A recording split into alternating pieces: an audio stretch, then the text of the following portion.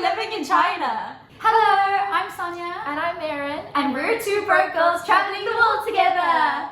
Welcome to our channel. So we've traveled 13 countries together and now we're living and working in China. So why are we in China? So let's start from the beginning. So Erin and I have known each other since we were like 6 years old. We went to school together, high school. We went to the same university and we even lived together for a year. Once we finished our studies, we didn't know what we wanted to do, but we knew we wanted to save up and travel the world. So we started looking at some of our options. Lol, so funny story about how we actually became an ESL teacher in Asia. So at the time when we were finishing uni and trying to decide what to do for our travels, I was actually seeing this guy from Tinder and he was telling me how his ex-girlfriend cheated on him when she moved to China. Shame. We were like, China? That's so random. Why China? And then he was telling me how much money she earns teaching English in China and how much travel opportunity she has as well. So we were like, should we be looking into teaching in Asia? And like literally as a joke, I said to Erin, girl, let's go teach in Asia and travel the world. And she was like, bet. And next thing you know, we're applying for jobs in Southeast Asia. And next thing you know, we're interviewing at a school in South Korea. And we accept the job. So we took the first job that we found, which in hindsight, we do not recommend that. But we can chat about that another time. So fast forward 2 months, we've packed our bags and we are now living in South Korea. So we lived and worked in South Korea for 1 year. We managed to save up a decent amount of money. In South Korea, we had free accommodation because our employer provided it for us, and income tax was 3%. So we paid 1.5 and the school paid 1.5. So we were able to save a lot. A lot. The only thing with South Korea is you get very little vacation. So we only had 4 days of vacation in July and then 4 days of vacation in December. So we didn't have any time to spend our money. I won't lie, working in South Korea was hard work, but totally worth it. Totally worth it. After teaching in Korea for 1 year, we started our backpacking journey. So obviously we backpacked around South Korea and then we did Vietnam for 2 weeks and we backpacked the Philippines for 2 weeks. That was the most magical experience.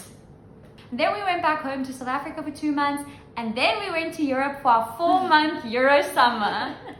You heard that right. 4-month Euro summer.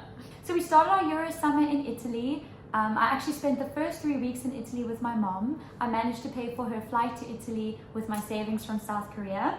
And then Erin met up with us in Rome after 3 weeks and we spent 3 weeks together backpacking Italy. We went from Rome all the way to the north. It was the most amazing time.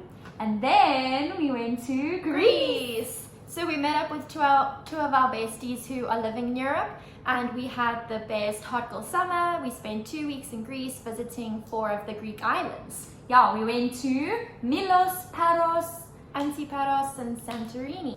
Then we traveled to Portugal. Ooh. So our bestie Amy lives in Algarve, so we went to go visit her. We spent 3 weeks in Portugal. We did quite a lot of the Algarve, we went to Lisbon and we went to Porto. It was absolutely incredible. After Portugal, we then decided to travel a little bit up north and we went to Amsterdam. We actually made a friend in Vietnam who is from Amsterdam and she was like, if you ever come to Amsterdam, feel free to hit me up and you can stay at my place. So we were like, bet. We actually found a super cheap flight for 50 euros from, I think it was from Portugal to Amsterdam. Yes. And then free accommodation. So we were like, of course. Let's do it. Then we made our way to Belgium. We spent some time in Bruges and Brussels. We actually met up with our friend Joe, who we met in Italy. And then we bumped into him again in Portugal and we were like, dude, come to Belgium with us. And he was like, okay. Why not? After Belgium, we made our way to Albania. You see, at this point in our trip, we were somewhat broke and everyone said Albania is super affordable and has the most beautiful beaches and friendly people. So we decided to try out Albania. We saw everyone on TikTok posting about it and we were like, it actually looks incredible. Let's give it a try. And it was really amazing. Yeah, we went to Sarande, we went to Samil, we went to a few of the other places, I can't remember the names now, but we had an incredible time. And then after Albania, we made our way to Corfu, back to Greece, because it was so nice, we did it twice. So after finishing up with Central Europe, we then decided to hit the UK, where we both went to visit family in Ireland. Yes, so I stayed at my aunt and uncle in Slane, and then I visited my other aunt and uncle in Naas. I stayed with my aunt and uncle living down south by Cork. Yes, and then Erin and I met up in Dublin, and we did a bit of Dublin together. And then we flew to London to visit our best friend Alexia. And with Alexia, we went to go watch The Weeknd perform live, which was the best concert of my life. If I could do it again, I would. Like, Tomorrow. if I could go back in time to that concert and relive it 100 times, I would. So we spent 2 weeks touring around London, and then we made our way back to South Africa. Well, we thought we were making our way back to South Africa, but we had a layover in Switzerland, and then the flight got cancelled and we got stranded in Switzerland for a night. So we ended up spending a day in Zurich unplanned. And then when we tried to fly back to South Africa from Zurich, the plane went all the way down to Africa, and then they made an announcement saying, sorry guys, we can't actually go to South Africa right now due to some political difficulties. So we flew all the way back to Zurich and had to spend another day there. But eventually after 2 days we flew back to Cape Town. But don't fly with Swiss Air, I'm just saying. So we lived and worked in South Africa for a year, I got a job in marketing at Bootlegger Coffee Company. and I spent a few months working in recruitment. But once you get that travel itch, it does not go away. So we decided that we want to go back to Asia to teach English so that we can save up and travel again. However, we decided it was time for a change. We didn't want to go back to South Korea. We had experienced it, so we wanted something new, something fresh. Also, a lot of the people we met along the way said that teaching in China has a lot more benefits than teaching in South Korea. They said it has more of a work-life balance, the salary is like double compared to South Korea, which already was a lot in the first place, and like you get way more vacation. I mean, we only had 8 days of vacation in South Korea, and now we get like 2 to 3 months of vacation in China, so we knew China was the route for us to go, especially with all our travel goals. So immediately we started looking on the computer, we connected with recruiters and some agencies, and we applied to jobs. We found our job and we packed our bags and moved to China. Yes, so we didn't just take the first school that we interviewed with this time. We had many interviews with many different schools. We decided that we wanted to work at a primary school this time instead of a kindergarten. So we had lots of interviews. It's also really difficult to find a school that's looking for 2 teachers to teach at the same school.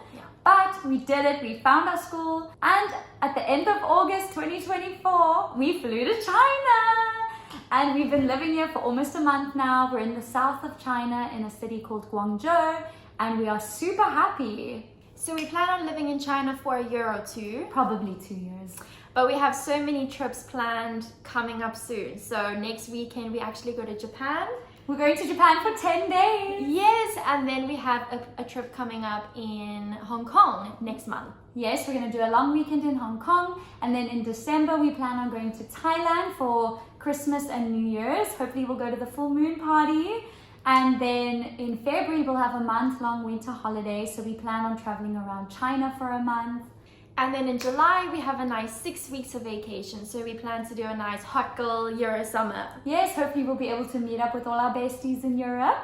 And then if we do stay a second year, the year will start in September, and then we'll have many travels ahead. We do want to do a nice long 3 to 6 month backpacking trip in Central and South America, so we do have to save quite a lot for that. So we'll probably end up staying in China for 2 years, but we'll see how it goes. So that's a bit about us. We're super excited for our year ahead in China And our travels ahead. so we hope you'll follow along on our journey.